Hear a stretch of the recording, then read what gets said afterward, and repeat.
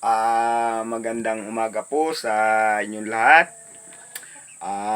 Sa lahat po ng nakapanood ng video ito, na kung saan ay ang mapapanood po ninyo at ang inyong maririnig ay ang presyo po ng kupras. Yun po ang ating tututukan.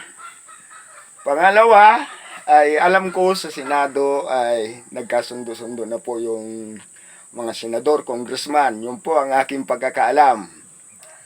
Sana po ay magtuloy-tuloy na po ang pagkakasundo ng iba't ibang partido sa Senado. Ang sa akin lamang ay gayon at sila po ay nagkasundo na, nagkaisa na siguro, yun ang aking pagkaalam, ay sila po ay tutukan nila yung presyo ng kupras. Yung presyo po talaga ng kupras ay sobrang napakababa, mahal, pero mahal po yung bilihin, mahal po talaga yung bilihin, pero mababa po yung kupras. Dapat ay natutukan siya ng gobyerno sa mga panahon ito. Alam niyo kung bakit? Bibigyan ko kayo ng sampol. Mahal po yung mga bilihin sa tindahan katulad ng bigas na kung ano-ano pa man. Dapat pag mahal po ang presyo ng bigas sa tindahan, mahal po din po ang presyo ng kupras.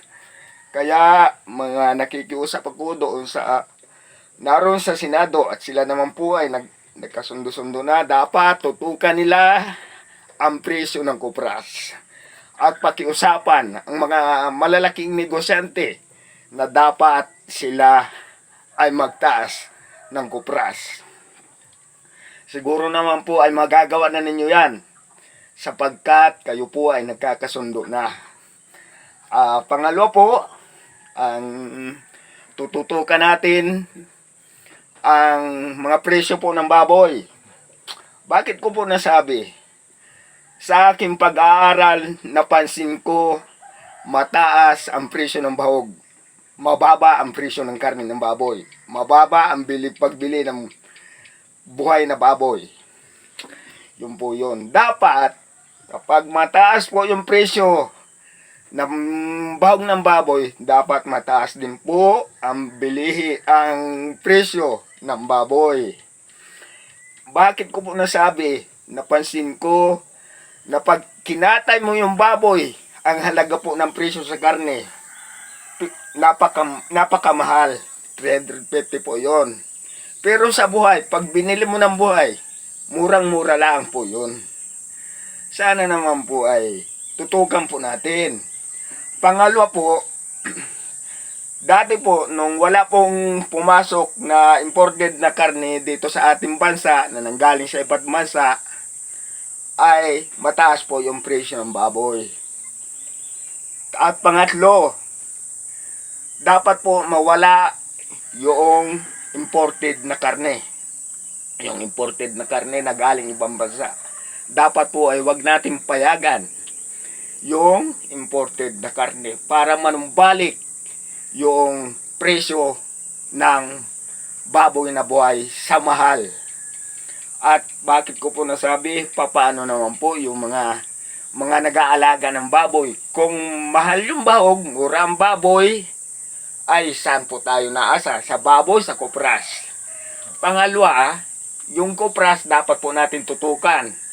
Tutukan po natin yan na magmahal ang kupras para naman sa ganun ay hindi nahirapan yung mga kapwa ko magsasaka. At ako po ay produkto ng isang anak ng magsasaka.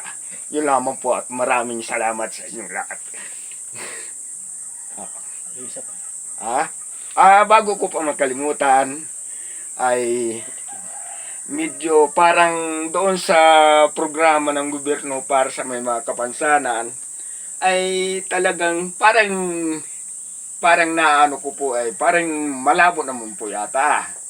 Parang medyo nalalabo-labuan ako ngayon.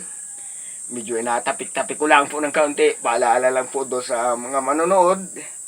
Ay medyo ano-anohin naman ninyo yung aming binaba ng gobyerno para sa amin. Yun lamang po at maraming salamat. Sana po ang video ito, kung sino ang nakapanood at dumaan sa inyong mga cellphone, ipopost po ninyo sa inyong mga Facebook. Marami pong salamat. Sige,